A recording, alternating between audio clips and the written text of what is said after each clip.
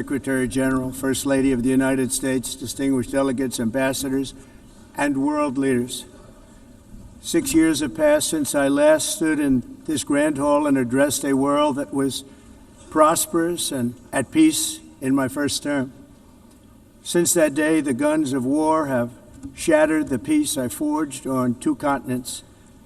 An era of calm and stability gave way to one of the great crises of our time.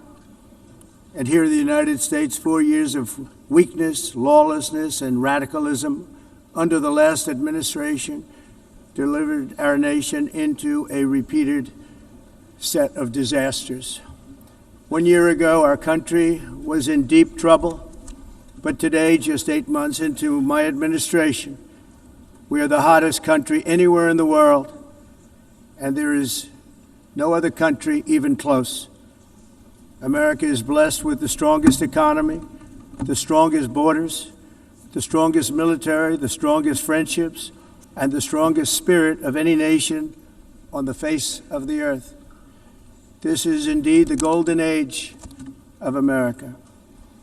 We are rapidly reversing the economic calamity we inherited from the previous administration, including ruinous price increases and record-setting inflation like we've never had before. Under my leadership, energy costs are down, gasoline prices are down, grocery prices are down, mortgage rates are down, and inflation has been defeated. The only thing that's up is the stock market, which just hit a record high. In fact, it hit a record high 48 times in the last short period of time. Growth is surging, manufacturing is booming. The stock market, as I said, is doing better than it's ever done. And all of you in this room benefit by that, almost everybody.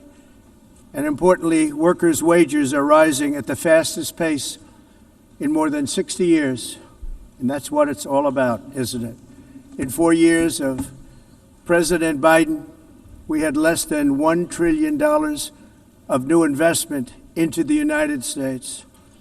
In just 8 months since I took office, we have secured commitments and money already paid for $17 trillion. Think of it, 4 years, less than $1 trillion, 8 months, much more than $17 trillion is being invested in the United States, and it's now pouring in from all parts of the world.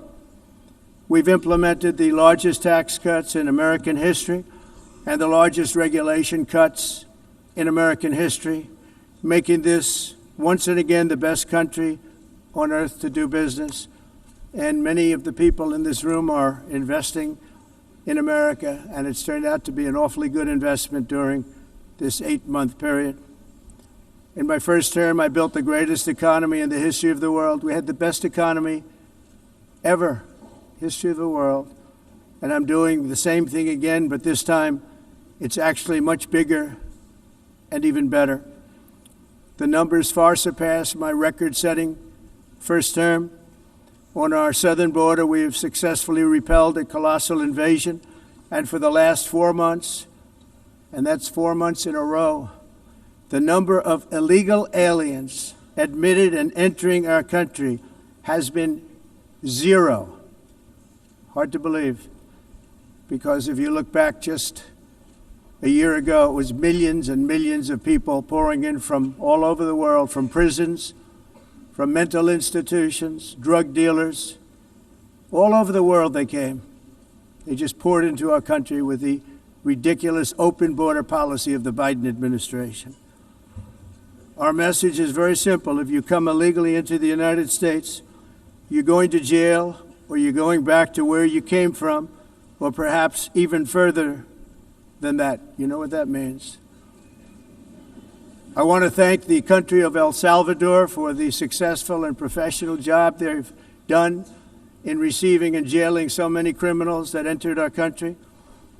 And it was under the previous administration that the number became record-setting, and they're all being taken out. They have no choice. And other countries have no choice because other countries are in the exact same situation with immigration. It's destroying your country, and you have to do something about it. On the world stage, America is respected again like it has never been respected before. You think about 2 years ago, 3 years ago, 4 years ago, or 1 year ago, we were a laughingstock all over the world.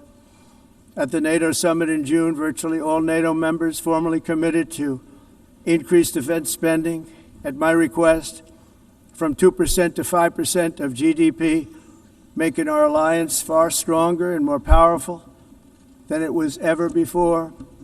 In May, I traveled to the Middle East to visit my friends and rebuild our partnerships in the Gulf and those valued relationships with Saudi Arabia, Qatar, and the UAE and other countries are now, I believe, closer than ever before. My administration has negotiated one historic trade deal after another, including with the United Kingdom, the European Union, Japan, South Korea, Vietnam, Indonesia, the Philippines, Malaysia, and many, many others. Likewise, in a period of just 7 months, I have ended 7 unendable wars. They said they were unendable. You're never going to get them solved. Some were going for 31 years, 2 of them, 31, think of it, 31 years. One was 36 years. One was 28 years. I ended 7 wars. And in all cases, they were raging with countless thousands of people being killed.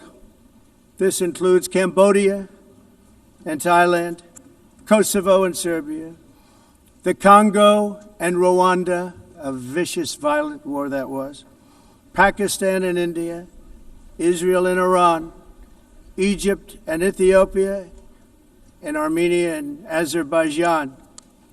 It included all of them. No president or prime minister, and for that matter, no other country has ever done anything close to that. And I did it in just 7 months. It's never happened before. There's never been anything like that. I'm very honored to have done it. It's too bad that I had to do these things instead of the United Nations doing them. And sadly, in all cases, the United Nations did not even try to help in any of them. I ended 7 wars, dealt with the leaders of each and every one of these countries, and never even received a phone call from the United Nations offering to help in finalizing the deal. All I got from the United Nations was an escalator that on the way up stopped right in the middle. If the First Lady wasn't in great shape, she would have fallen, but she's in great shape. We're both in good shape. We both stood. And then a teleprompter that didn't work. These are the 2 things I got from the United Nations, a bad escalator and a bad teleprompter. Thank you very much. And by the way, it's working now. It just went on. Thank you.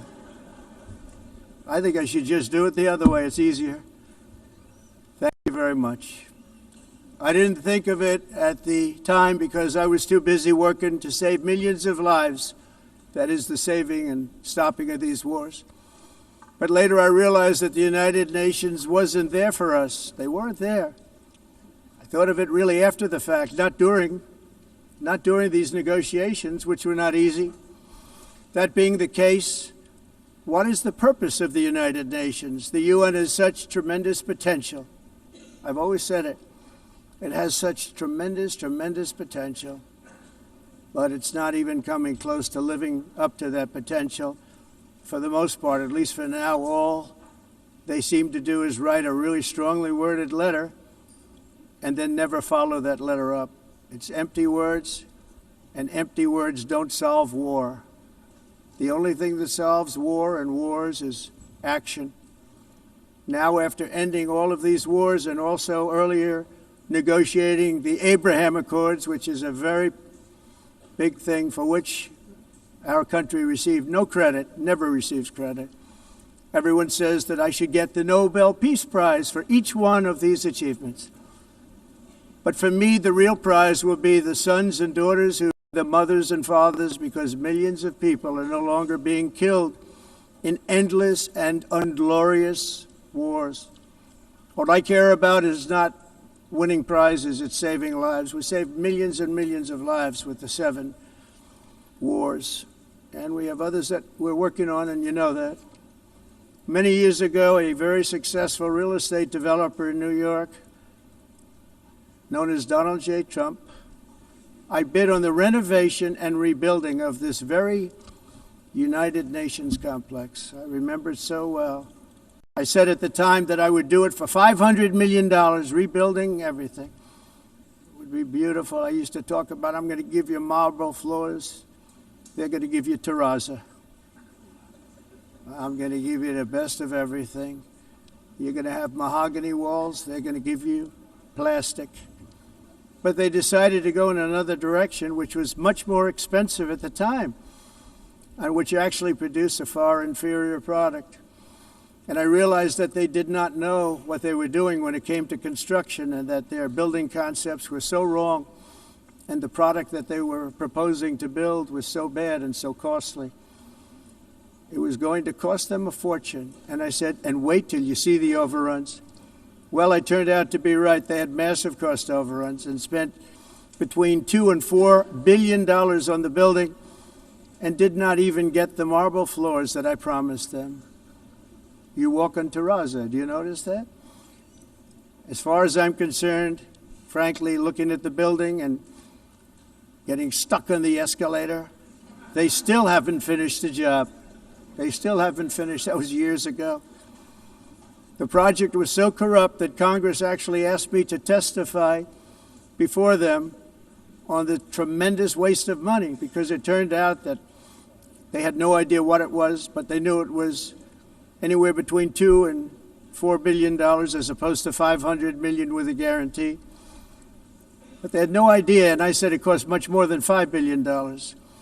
Unfortunately, many things in the United Nations are happening just like that, but on an even much bigger scale, much, much bigger. Very sad to see. Whether the UN can manage to play a productive role, I've come here today to offer the hand of American leadership and friendship to any nation in this assembly that is willing to join us in forging a safer, more prosperous world. And it's a world that we'll be much happier with. A dramatically better future is within our reach. But to get there, we must reject the failed approaches of the past and work together to confront some of the greatest threats in history. There is no more serious danger to our planet today than the most powerful and destructive weapons ever devised by man, of which the United States, as you know, has many. Just as I did in my first term, I've made containing these threats a top priority, starting with the nation of Iran. My position is very simple. The world's #1 sponsor of terror can never be allowed to possess the most dangerous weapon. That's why shortly after taking office, I sent the so-called Supreme Leader a letter making a generous offer. I extended a pledge of full cooperation in exchange for a suspension of Iran's nuclear program. The regime's answer was to continue their constant threats to their neighbors and U.S. interests throughout the region, and some great countries that are right nearby. Today, many of Iran's former military commanders, in fact, I can say almost all of them, are no longer with us. They're dead. And 3 months ago, in Operation Midnight Hammer, 7 American B-2 bombers dropped the 14 30,000-pound each bombs on Iran's key nuclear facilities, totally obliterating everything. No other country on earth could have done what we did. No other country has the equipment to do what we did. We have the greatest weapons on earth. We hate to use them. But we did something that for 22 years people wanted to do. With Iran's nuclear enrichment capacity demolished, I immediately brokered an end to the 12-day war, as it's called, between Israel and Iran, with both sides agreeing to fight no longer. As everyone knows, I have also been deeply engaged in seeking a ceasefire in Gaza. Have to get that done. Have to get it done. Unfortunately, Hamas has repeatedly rejected reasonable offers to make peace. We can't forget October 7th, can we? Now, as if to encourage continued conflict, some of this body is seeking to unilaterally recognize a Palestinian state. The rewards would be too great for Hamas terrorists for their atrocities. This would be a reward for these horrible atrocities, including October 7th, even while they refuse to release the hostages or accept a ceasefire. Instead of giving to Hamas and giving so much, because they've taken so much, they have taken so much. This could have been solved so long ago. But instead of giving in to Hamas's ransom demands, those who want peace should be united with one message: release the hostages now. Just release the hostages now. Thank you.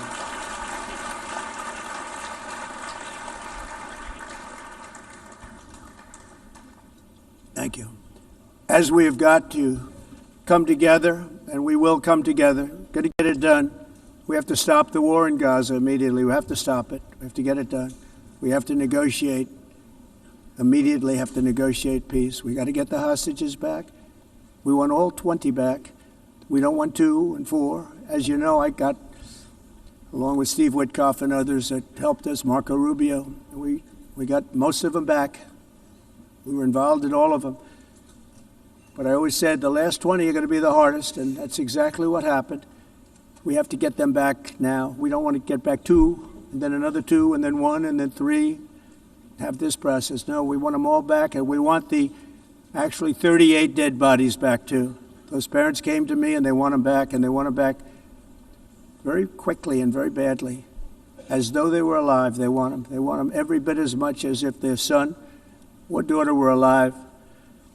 I've also been working relentlessly, stopping the killing in Ukraine. I thought that would be, of the 7 wars that I stopped, I thought that would be the easiest because of my relationship with President Putin, which had always been a good one. I thought that was going to be the easiest one. But you know, in war, you never know what's going to happen. There are always lots of surprises, both good and bad. Everyone thought Russia would win this war in 3 days, but it didn't work out that way. It was supposed to be just a quick little skirmish. It's not making Russia look good. It's making them look bad. No matter what happens from here on out, this was something that should have taken a matter of days, certainly less than a week. And they've been fighting for 3.5 years and killing anywhere from 5,000 to 7,000 young soldiers, mostly soldiers, on both sides, every single week, from 5,000 to 7,000 dead young people, and some in cities, much smaller numbers, where rockets are shot, where drones are dropped. This war would never have started if I were president. This was a war that should have never happened. It shows you what leadership is, what bad leadership can do to a country. Look what happened to the United States, and look where we are right now in just a short period of time. The only question now is how many more lives will be needlessly lost on both sides. China and India are the primary funders of the ongoing war by continuing to purchase Russian oil. But inexcusably, even NATO countries have not cut off much Russian energy and Russian energy products, which, as you know, I found out about 2 weeks ago, and I wasn't happy. Think of it. They're funding the war against themselves. Who the hell ever heard of that one? In the event that Russia is not ready to make a deal to end the war, then the United States is fully prepared to impose a very strong round of powerful tariffs, which would stop the bloodshed, I believe, very quickly. But for those tariffs to be effective, European nations, all of you are gathered here right now, would have to join us in adopting the exact same measures. I mean, you're much closer to the city. We have an ocean in between. You're right there. And Europe has to step it up. They can't be doing what they're doing. They're buying oil and gas from Russia while they're fighting Russia. It's embarrassing to them, and it was very embarrassing to them when I found out about it, I can tell you that. They have to immediately cease all energy purchases from Russia. Otherwise, we're all wasting a lot of time. So I'm ready to discuss this. We're going to discuss it today with the European nations, all gathered here. I'm sure they're thrilled to hear me speak about it, but that's the way it is. I like to speak my mind and speak the truth. As we seek to reduce the threat of dangerous weapons today, I'm also calling on every nation to join us in ending the development of biological weapons once and for all. And biological is terrible, and nuclear is even beyond, and we include nuclear in that. We want to have a cessation of the development of nuclear weapons. We know, and I get to view it all the time. Sir, would you like to see? And I look at weapons that are so powerful that we just can't ever use them. If we ever use them, the world literally might come to an end. There would be no United Nations to be talking about. There would be no nothing.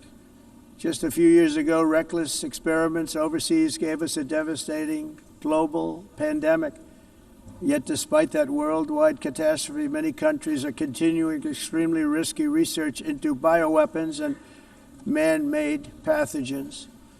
This is unbelievably dangerous. To prevent potential disasters, I'm announcing today that my administration will lead an international effort to enforce biological weapons convention, which is going to be meeting with the top leaders of the world by pioneering an AI verification system that everyone can trust. Hopefully the UN can play a constructive role, and it will also be one of the early projects under AI. Let's see how good it is, because a lot of people are saying it could be one of the great things ever, but it also can be dangerous, but it can be put to tremendous use and tremendous good, and this would be an example of that. Not only is the UN not solving the problems it should, too often, it's actually creating new problems for us to solve. The best example is the number one political issue of our time, the crisis of uncontrolled migration. It's uncontrolled. Your countries are being ruined. The United Nations is funding an assault on Western countries and their borders. In 2024, the UN budgeted $372 million in cash assistance to support an estimated 624,000 migrants journeying into the United States. Think of that. The UN is supporting people that are illegally coming into the United States, and then we have to get them out. The UN also provided food, shelter, transportation, and debit cards to illegal aliens. Can you believe that? On the way to infiltrate our southern border. Millions of people came through that southern border. Just a year ago, millions and millions of people were pouring in, 25 million altogether over the 4 years of the incompetent Biden administration. And now we have it stopped, totally stopped. In fact, they're not even coming anymore because they know they can't get through. But what took place is totally unacceptable. The UN is supposed to stop invasions, not create them and not finance them. In the United States, we reject the idea that mass numbers of people from foreign lands can be permitted to travel halfway around the world, trample our borders, violate our sovereignty, cause unmitigated crime, and deplete our social safety net. We have reasserted that America belongs to the American people, and I encourage all countries to take their own stand in defense of their citizens as well. You have to do that because I see it. I'm not mentioning names. I see it, and I could call every single one of them out. You're destroying your countries. They're being destroyed. Europe is in serious trouble. They've been invaded by a force of illegal aliens like nobody's ever seen before. Illegal aliens are pouring into Europe. Nobody is ever, and nobody's doing anything to change it, to get them out. It's not sustainable. And because they choose to be politically correct, they're doing just absolutely nothing about it. And I have to say, I look at London, where you have a terrible mayor, terrible mayor, and it's been so changed. Now they want to go to Sharia law, but you're in a different country. You can't do that. Both the immigration and their suicidal energy ideas will be the death of Western Europe if something is not done immediately. This cannot be sustained. What makes the world so beautiful is that each country is unique. But to stay this way, every sovereign nation must have the right to control their own borders. You have the right to control your borders, as we do now, and to limit the sheer numbers of migrants entering their countries and paid for by the people of that nation that were there and that built that particular nation at the time. They put their blood, sweat, tears, money into that country, and now they're being ruined. Proud nations must be allowed to protect their communities and prevent their societies from being overwhelmed by people they have never seen before, with different customs, religions, with different everything. Where migrants have violated laws, lodged false asylum claims, or claimed refugee status for illegitimate reasons, they should, in many cases, be immediately sent home. And while we will always have a big heart for places and people that are struggling and truly compassionate, answers will be given. We have to solve the problem, and we have to solve it in their countries, not create new problems in our countries. And we are very helpful to a lot of countries that are just not able to send their people anymore. They used to send them to us in caravans of 25,000, 30,000 people each. These massive caravans of people pouring into our country, totally unchecked and unvetted. But not anymore. According to the Council of Europe, in 2024, almost 50% of inmates in German prisons were foreign nationals or migrants. In Austria, the number was 53% of the people in prisons were from places that weren't from where they are now. In Greece, the number was 54%, and in Switzerland, beautiful Switzerland, 72% of the people in prisons are from outside of Switzerland. When your prisons are filled with so-called asylum seekers who repaid kindness, and that's what they did, they repaid kindness with crime, it's time to end the failed experiment of open borders. You have to end it now. See, I can tell you, I'm really good at this stuff. Your countries are going to hell. In America, we've taken bold action to swiftly shut down uncontrolled migration. Once we started detaining and deporting everyone who crossed the border and removing illegal aliens from the United States, they simply stopped coming. They're not coming anymore. We're getting a lot of credit, but they're not coming anymore. This was a humanitarian act for all involved, because on the trips up, thousands of people a week were dying. Women were being raped. Nobody's ever seen anything like it. Raped, horribly beaten, raped. On the trip up, the journey up, it was a long walk. It was a long, arduous journey, indeed. And it was also a historic victory against human trafficking throughout the region. What we did was a victory, and we saved so many lives of people that wouldn't make the journey. That journey was loaded up with death. Loaded up with death. Dead bodies all along the roads of jungles to get up. They go through jungles, they go through areas so hot you couldn't breathe. They were dying of suffocation, areas so hot that you couldn't breathe. Dead bodies all over. By them not coming, we're saving tremendous numbers of lives. My people have done a fantastic job in doing what they did, and the American public agrees with it. I mean, I was very proud to see this morning I have the highest poll numbers I've ever had. Part of it is because of what we've done on the border. I guess the other part is what we've done on the economy. Joe Biden's policies empowered murderous gangs, human smugglers, child traffickers, drug cartels, and prisoners from all over the world The previous administration also lost nearly 300,000 children. Think of that. They lost more than 300,000 children, little children, who were trafficked into the United States on the Biden watch, many of whom have been raped, exploited, and abused, and sold. Sold. Nobody talks about that. The fake news doesn't write about it. With many others, young children who are missing or dead.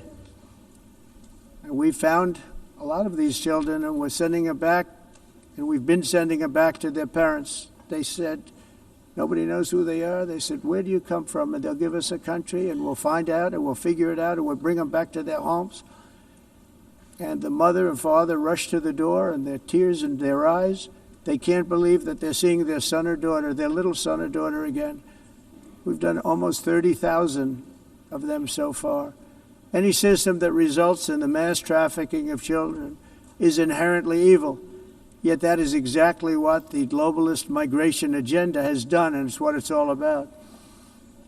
In America, those days, as you know, are over. The Trump administration is working, and we are continuing to work to track down the villains that are causing this problem, and also, as I said, to get back the 30,000 we've already returned.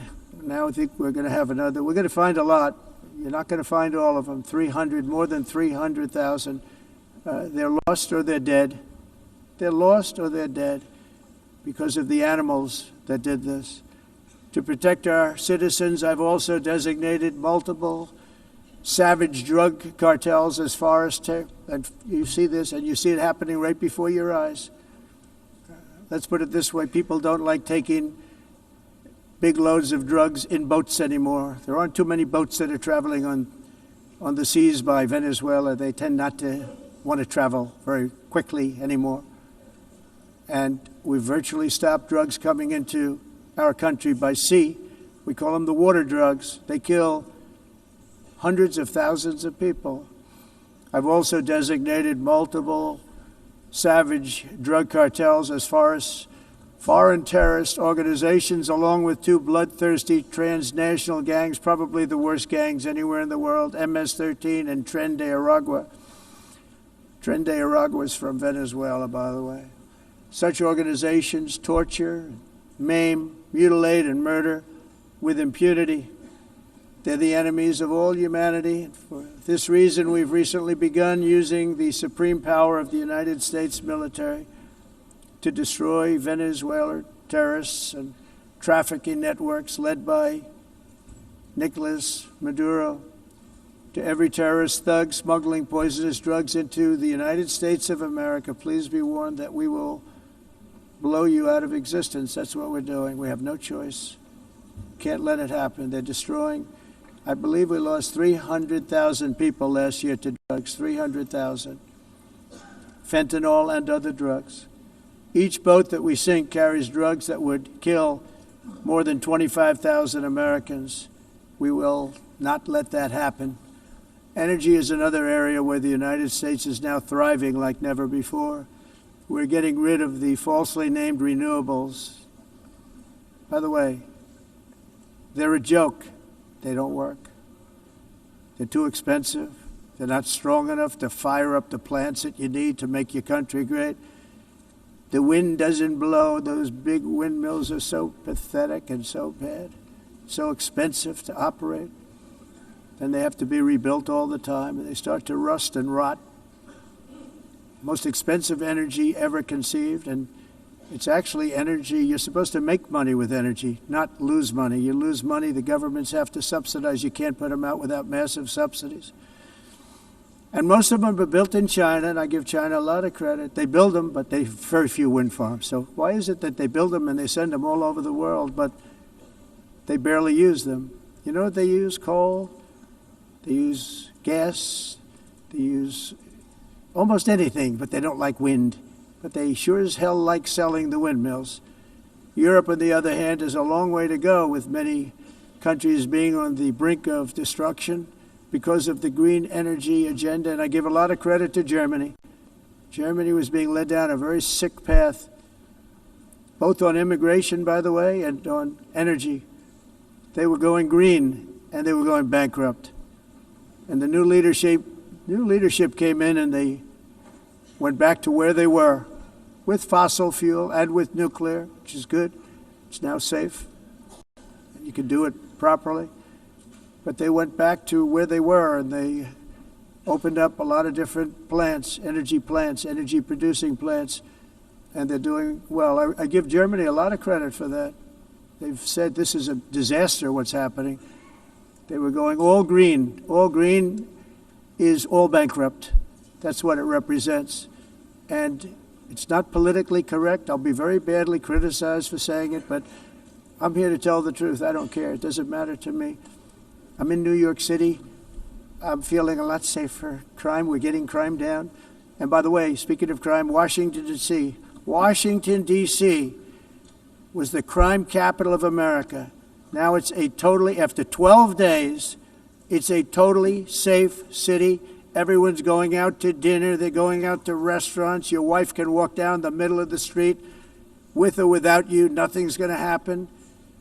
My people have done a fantastic job. And yes, I called in the National Guard, and the National Guard took care of business. And they weren't politically correct, but they took care of business. We got 1,700 career criminals out, brought them back to where they came from, the countries where they came from, or put them in jails.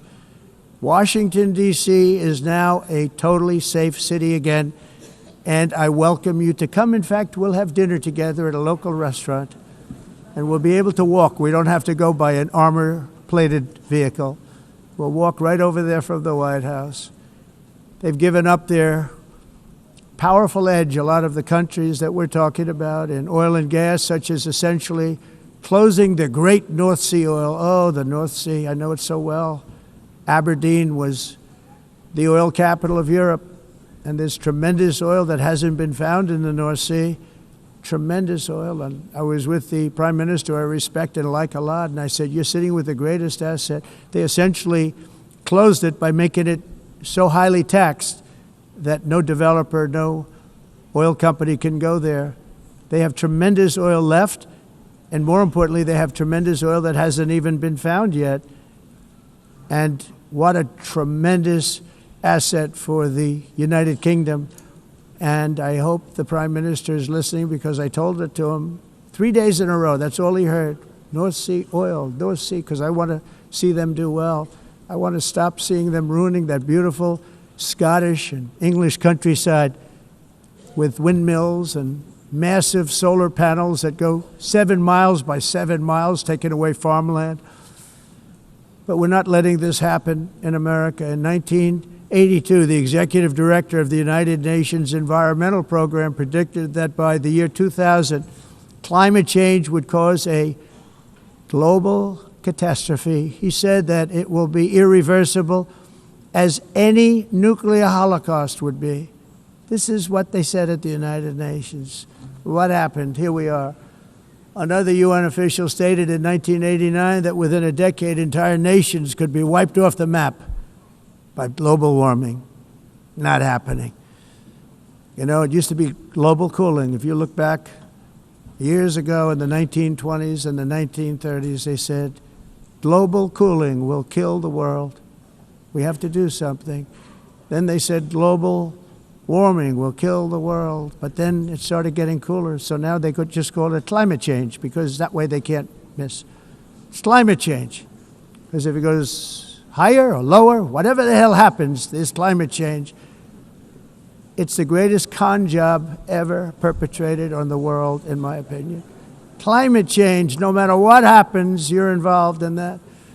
No more global warming, no more global cooling. All of these predictions made by the United Nations and many others, often for bad reasons, were wrong.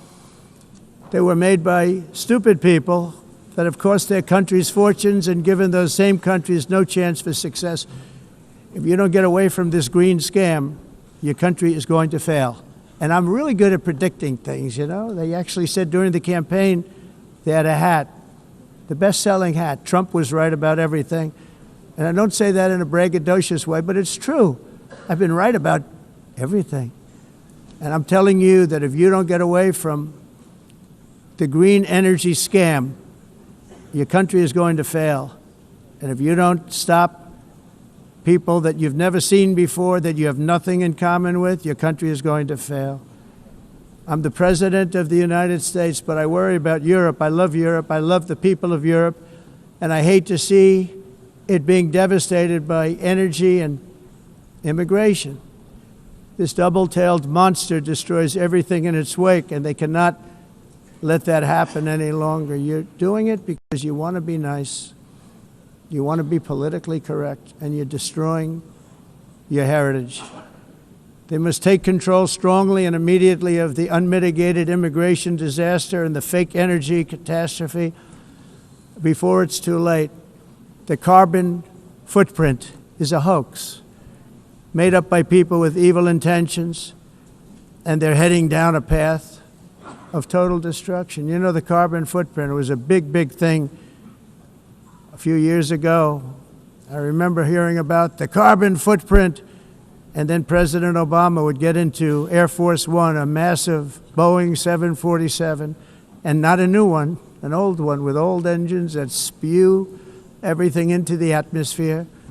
He'd talk about the carbon footprint, we must do so. Then he'd get in and he'd fly from Washington to Hawaii to play a round of golf.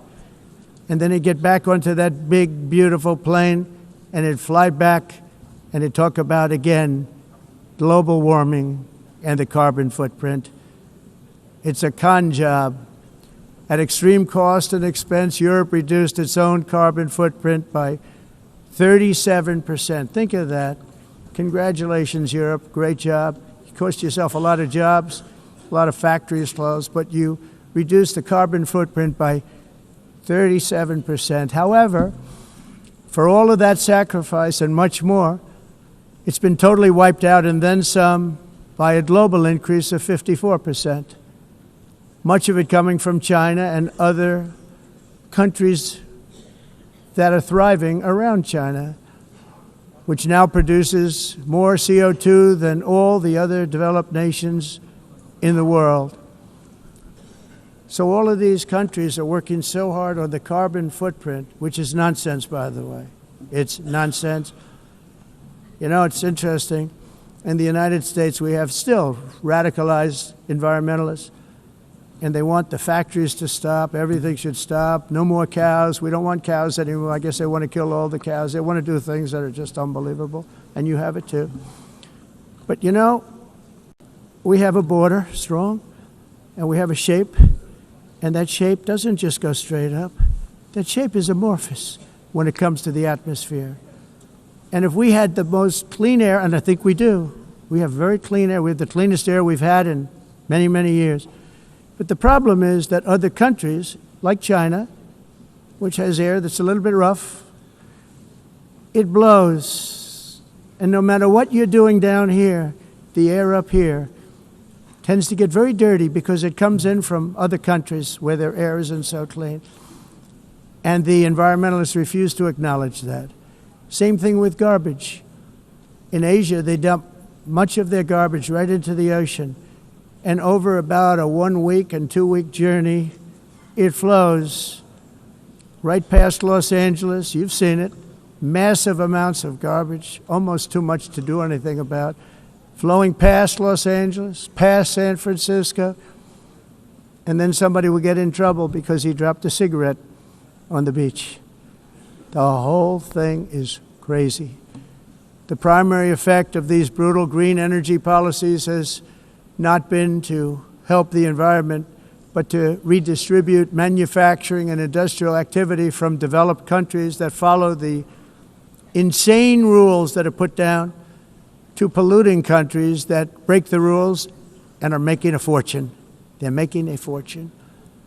European electricity bills are now 4 to 5 times more expensive than those in China, and 2 to 3 times higher than the United States. And our bills are coming way down. You probably see that our gasoline prices are way down. You know, we have an expression, drill, Nós reduzimos os custos de energia porque nós faremos, como vamos fazer tudo isso, reduzir os custos de energia, e os custos diminuíram nos Estados Unidos.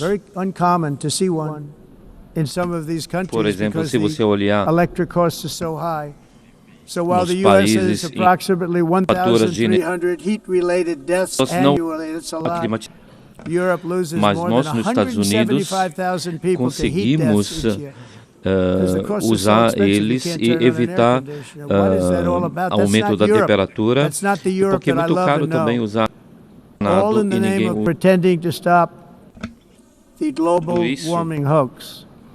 The entire globalist A concept of asking successful industrialized nations to inflict pain on agenda themselves mundialista não and tem nenhum radically sentido. disrupt their entire societies must be rejected completely and totally, and it must be immediate.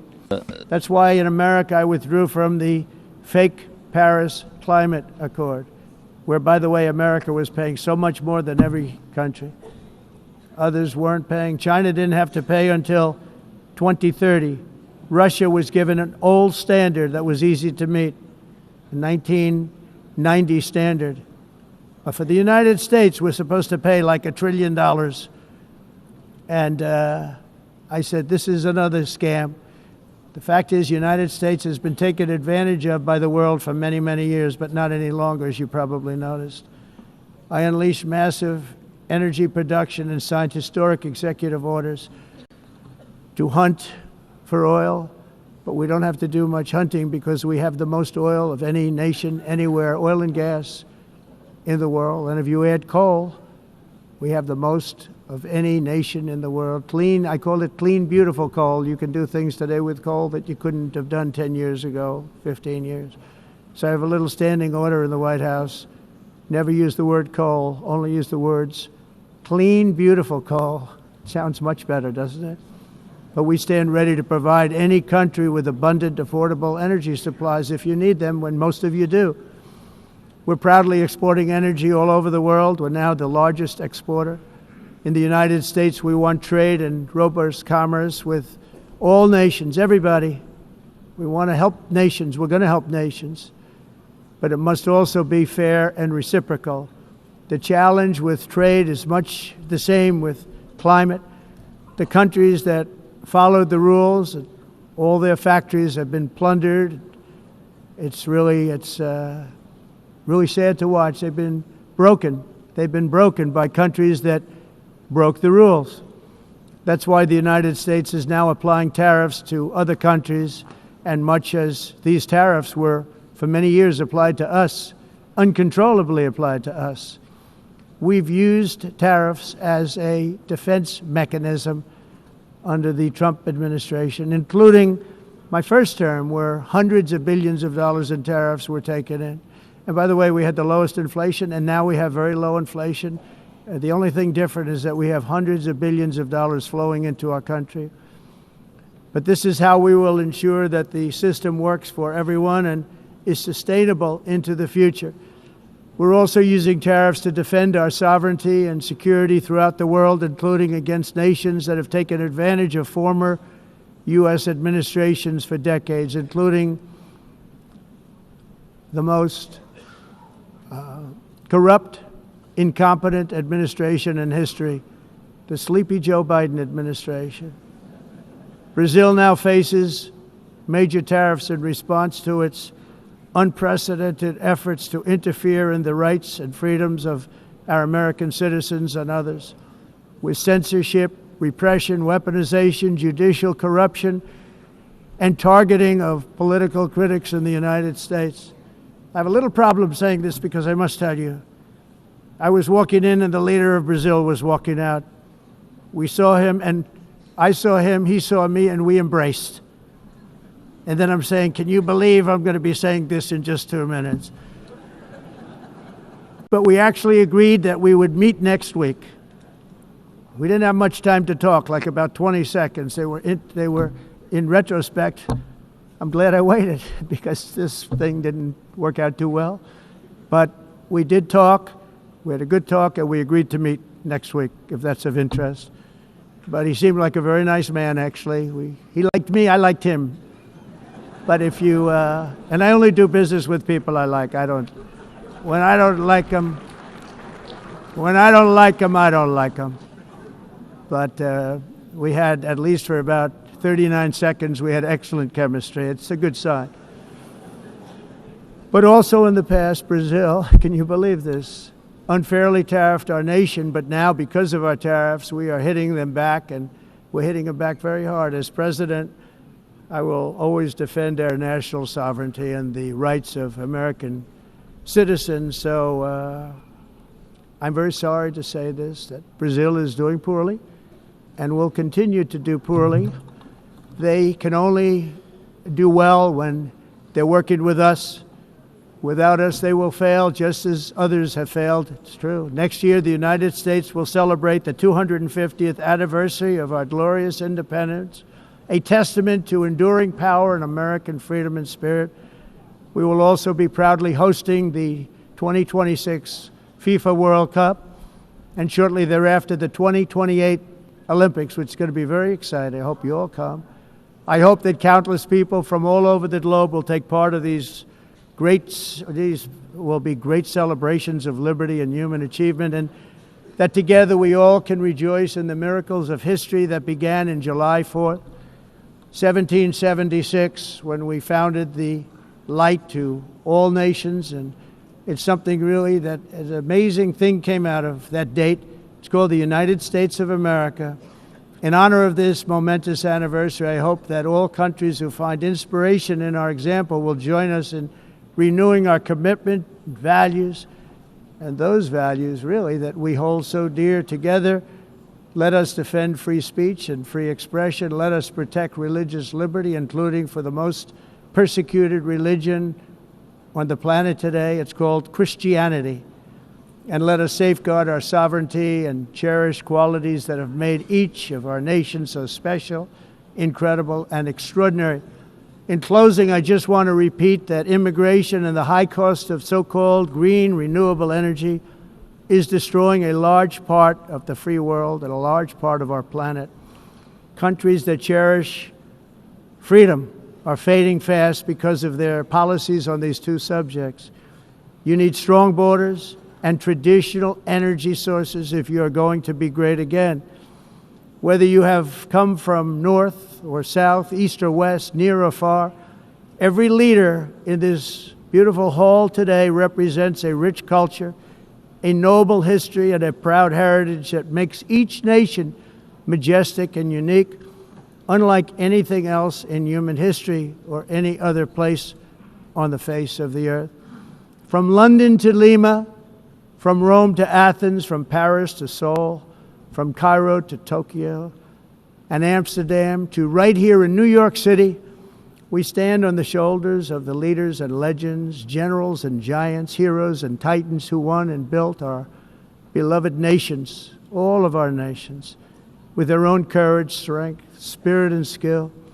Our ancestors climbed mountains, conquered oceans, crossed deserts, and trekked over wide open plains.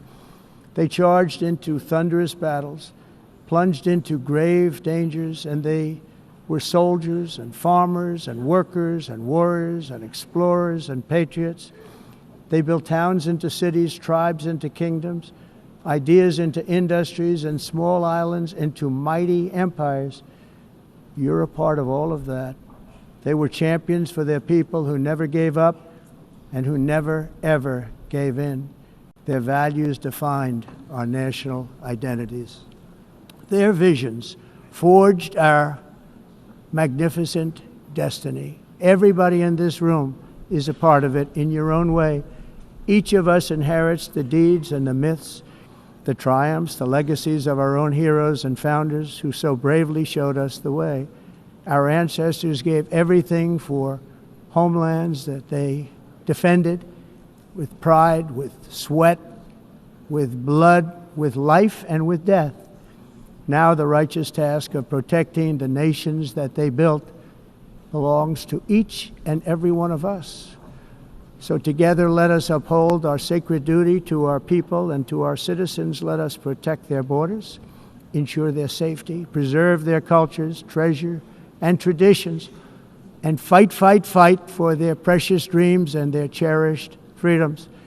And in friendship and really a beautiful vision, let us all work together to build a bright, beautiful planet, a planet that we all share, a planet of peace and a world that is richer, better, and more beautiful than ever before. That can happen.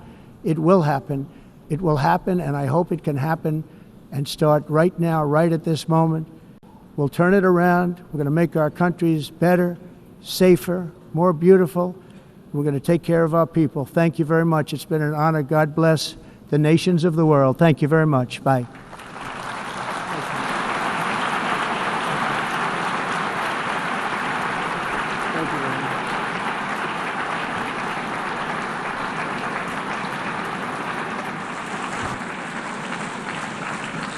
On behalf of the Assembly, I wish to thank the President of the United States,